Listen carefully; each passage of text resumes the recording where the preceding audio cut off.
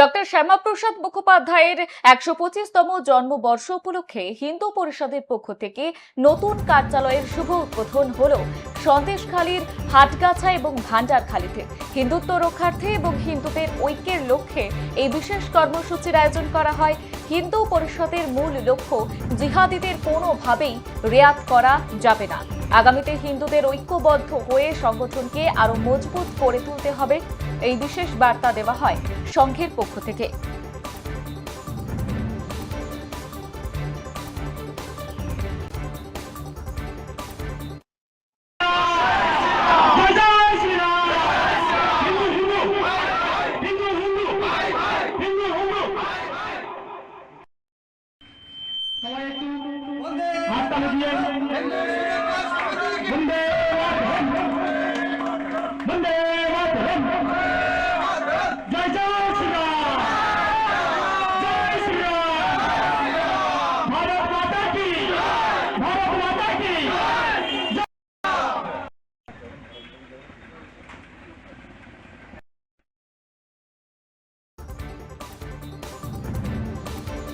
নজর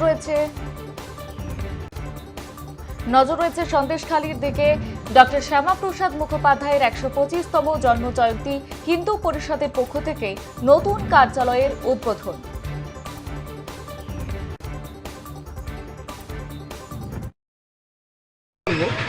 যে আমরা ভারতীয় জনতা পার্টির পক্ষ থেকে আমি হাটগাছা শক্তিপীঠ হিন্দুদের মধ্যে যে একান্নবর্তী সংসার আছে, সেই একান্নবর্তী পরিবারের ভাই মা বাবা ভাই বোন যারা সকলে আছে, আমরা একত্রিতভাবে হাতে হাত মিলিয়ে কাজ করব।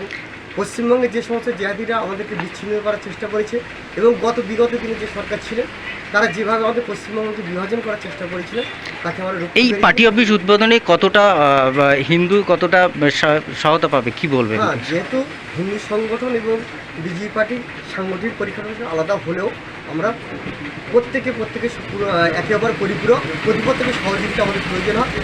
আমরা তাদেরকে যেমন সহযোগিতা করবো, আমরা চাইবো তাদের কাছে পূর্ণ সহযোগিতা পাওয়ার জন্য, যাতে আমাদের হিন্দু সুরক্ষিত যে আইন আছে তার মাধ্যমে যাতে প্রতিটা ভারতবাসী বা বিশেষ করে হিন্দু ভাই বোন বা একান্নবর্তী পরিবারের সমস্ত মানুষ সুরক্ষিত থাকে, সেটাই প্রয়োজন ছিল। অনেক আগের থেকেই প্রয়োজনটা ছিল।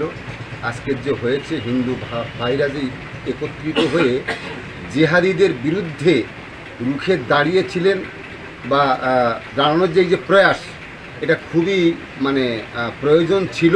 কারণ আমরা হিন্দুরা সুরক্ষিত নয়, তাই হিন্দু সুরক্ষা যে সংঘ আর কি, সেটার যে উদ্বোধন হলো